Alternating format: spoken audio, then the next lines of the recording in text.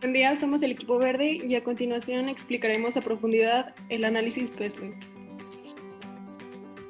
Primero encontramos el objetivo del análisis PESTEL, que es conocer el macroambiente y cómo los factores externos afectan a una organización, industria o mercado. Repasar el concepto de competitividad industrial y conocer las herramientas que se pueden utilizar para hacer un buen análisis de la industria. El propósito principal de este es entender el resultado del análisis del macroambiente y de la industria para construir una estrategia corporativa más fuerte y ventajas competitivas sostenibles, creando valor al configurar y combinar sus múltiples actividades.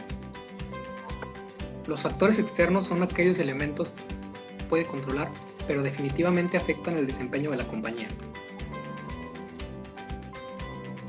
El eje político se refiere a todas las actividades políticas que se desarrollan dentro de un país, el clima político del país en el que opera una empresa.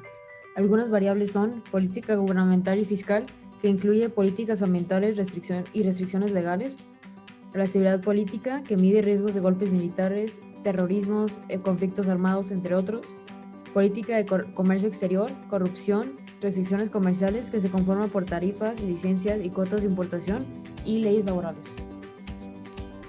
Después tenemos el eje económico, que se refiere al poder adquisitivo de clientes potenciales y la forma en la que gastan su dinero. Y algunas variables son crecimiento económico, tasas de cambio en la que normalmente se compara con el dólar o el euro, tasas de interés, tasas de inflación, ingreso disponible, que es el monto de dinero con el que cuenta un individuo para poder gastar o ahorrar después de descontar impuestos, y tasa de desempleo, en la cual solo se considera desempleado a alguien cuando no trabaja a pesar de que quiere y puede. Nuestro tercer eje es el eje social, el cual se refiere a los factores culturales como creencias, actitudes, entre otros, y demográficos del entorno, basado en una sociedad siempre en proceso de cambio. Estos incluyen las variables de crecimiento poblacional, distribución etaria, aptitudes profesionales, conciencia de salud, las cuales implica la preocupación por la salud, la búsqueda de información y la valoración de condiciones saludables, la seguridad, el estilo de vida y las barreras culturales, las cuales pueden ser los idiomas, símbolos, gestos, modales, creencias, comportamientos y estereotipos.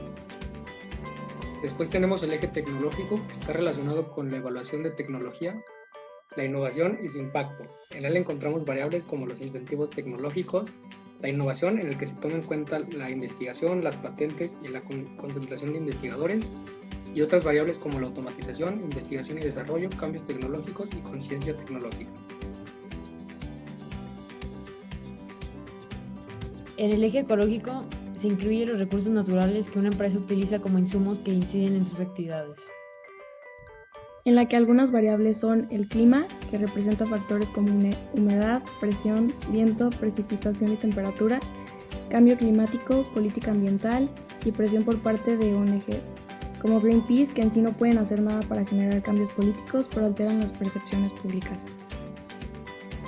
Y por último, nuestro eje legal y laboral, que se refiere a todos los componentes legislativos y procesales de una economía.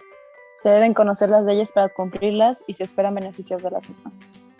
En este encontramos variables como leyes contra discriminación por factores como religión, raza, origen, etc., leyes antimonopolios para evitar la asignación de mercados, manipulación de licitaciones y fijación de precios, leyes laborales y sindicatos, leyes de protección al consumidor, leyes de derecho de autor y patentes y leyes de salud y seguridad. A continuación, por medio de la plantilla Wiklund, vamos a analizar a 3 países.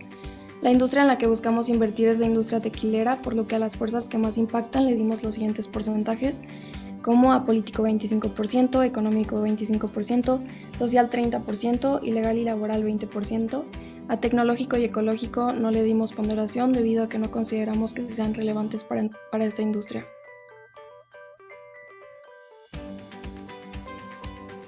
El primer país que vamos a analizar en este caso del PESTEL va a ser Sudáfrica, con su primer eje como el político.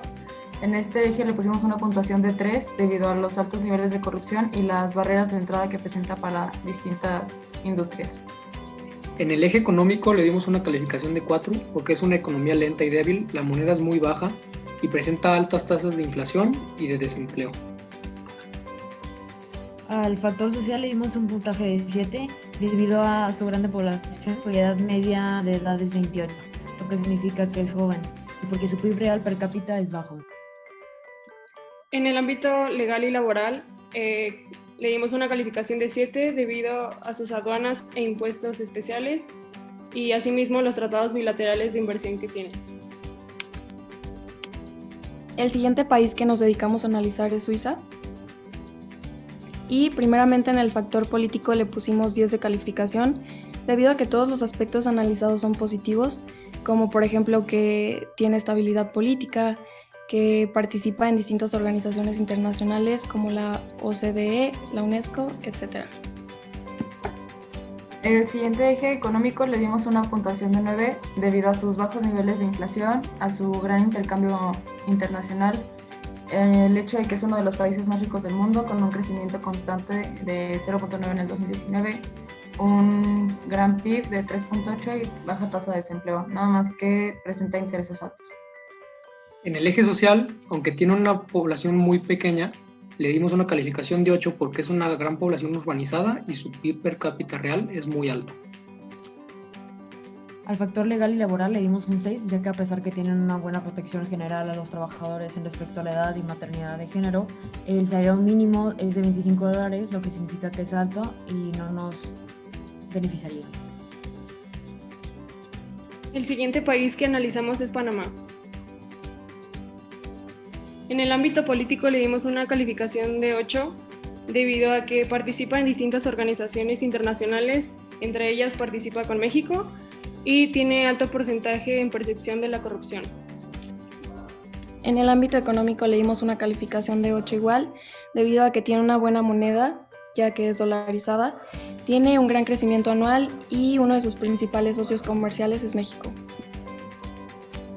En el aspecto social le dimos un puntaje de 8 debido a sus habitantes y su media de edad, ya que la mayoría se encuentra en una edad laboral activa, y su PIB real per cápita, ya que se encuentra en un buen nivel.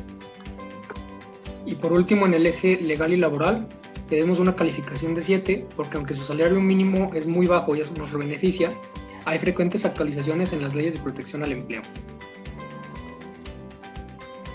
En la plantilla Wiklund que se muestra, en la parte sombreada se ven los porcentajes establecidos por eje. Debajo de las respectivas banderas se ven los porcentajes correspondientes al puntaje con la calificación que le dimos en el análisis PESTEL, y en la parte gris se ven las sumas de estos porcentajes. En base a la plantilla anterior, llegamos a la conclusión que la mejor opción para llevar a la empresa tequilera es a Suiza, debido a que cuenta con estabilidad económica, política, es uno de los países más ricos del mundo, la mayor parte de la población es urbanizada, a comparación con los otros 2 países previamente mencionados, y como segunda mejor opción tenemos a Panamá, ya que nuestro análisis arrojó que se le acercó bastante a Suiza. Muchas gracias por su atención.